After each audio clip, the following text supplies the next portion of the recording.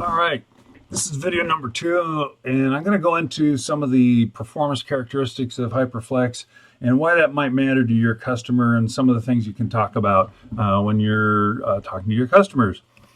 So when you start looking at HyperFlex, you're going to notice a very different way of looking at the storage. So in other words, when you look at the storage performance, it's going to be very steady state across all the VMs in the cluster. If you look at the other the performance of the other players out there, you might see some huge variances in the performance on the different clusters and in different locations. This is not something that customers are real wild about. They want exacting performance across all the hosts in the cluster so they can put any VM on any hosts. And that way they don't have to manage the storage underneath. It's just there, it works, it's easy to deal with. So Oracle OLTP workloads are kind of interesting in that they have 40 to 43% decrease in performance on these other brands of storage out there, or other brands of hyperconverged products out there. So with the same number of nodes and same capabilities, they're getting a whole lot fewer VMs. What does that mean? It just means that they're going to have to pay more dollars for the same amount of performance that they might have had out of HyperFlex had they gone that route. Another way to look at it is you're buying more nodes. All right, so with a 4-node cluster in HyperFlex, you might be looking at a 7-node cluster in another brand, or 8 nodes in another brand. These brands are pretty well-known brands, so there's no secret out there. But HyperFlex definitely performs better in Oracle space. Now, your customer might say, hey, we don't use Oracle. This doesn't really apply to us. Well, they did some SQL testing, and guess what? It was even more pronounced. So, again, that's a whole lot of VMs you're not building on that cluster, whereas you could have built them in a HyperFlex environment. That means dollars and cents and time spent planning in these other environments that customers are just not interested in doing. They want to make it easy. That's why HyperFlex has made the storage the way it is. So let's dig into just a little bit of how HyperFlex does this. There's some great videos and great links at the end of the video that I'll let you dig into the details of all this, but I just want to give you a little taste of what we're talking about here. So we've got our different layers in the Halo architecture in the HyperFlex environment. So you've got incoming data that comes into the data distro layer of the system. We'll be talking about data caching, data persistence layers, data optimization, compression, dedupe, and log structured distributed object store. That's a mouthful, but it's something that you need to understand. So let's take a quick look here. As data comes into the I/O visor, that data is chunked up. Those chunks are then distributed over the data replication network.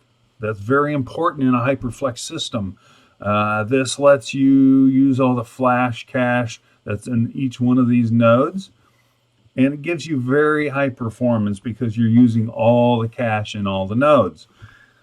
Now, you might have some customers that say, hey, we really don't like the latencies that the network brings into play, and some of those arguments.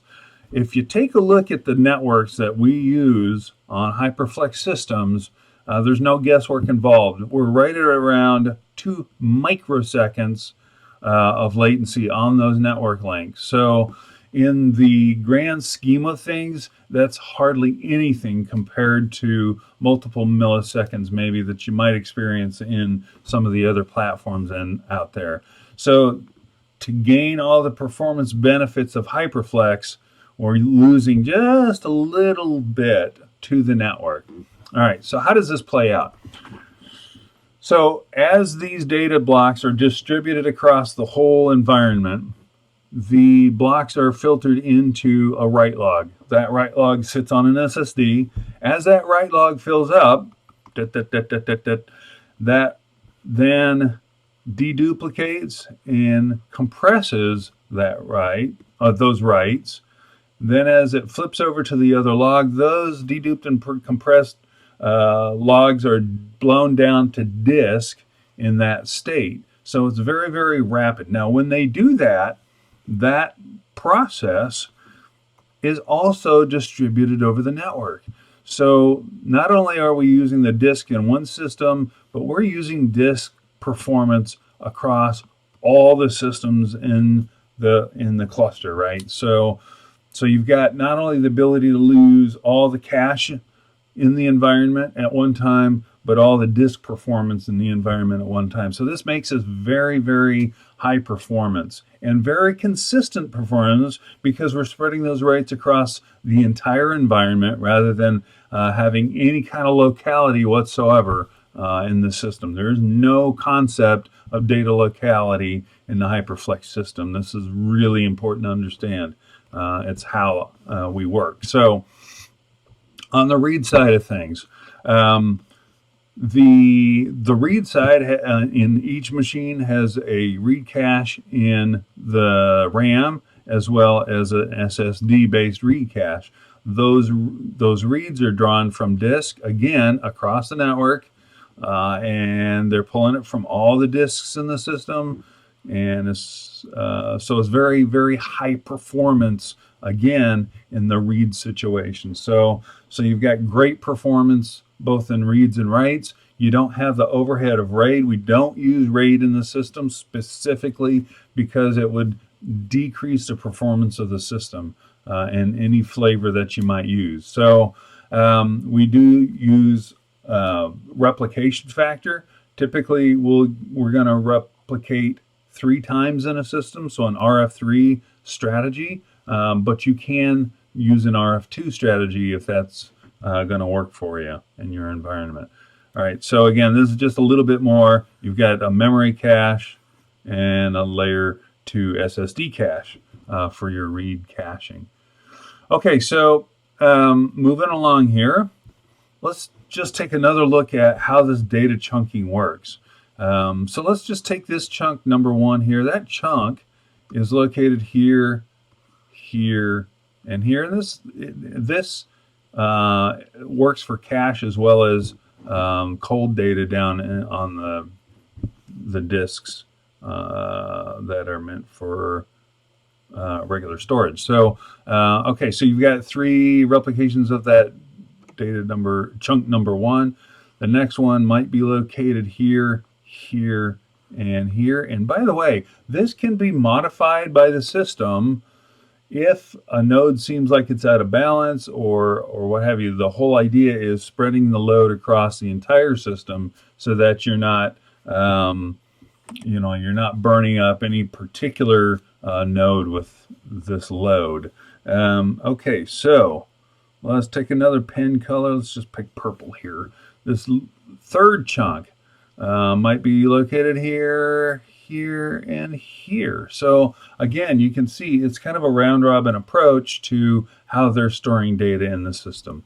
All right, so the log structure data layout is pretty interesting. I've got some good videos and good documents to explain how that works. So definitely check those out. There's links at the bottom of the page when you get to that page. So, all right. So in the log structure data layout, simply there is no concept of writing a file here and logging it, writing a file here and logging it here, here, here, here, here, here.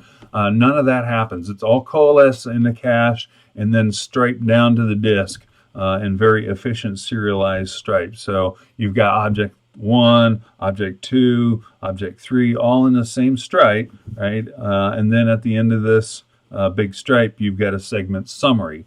So it's very simple, very easy to understand once you figure out how that distributed file system works. All right, so that's kind of the basics of where we gain our performance. And for some reason, I don't have my links, but I'll add them to the notes, and you can do that later. Thanks for watching, and have a great day.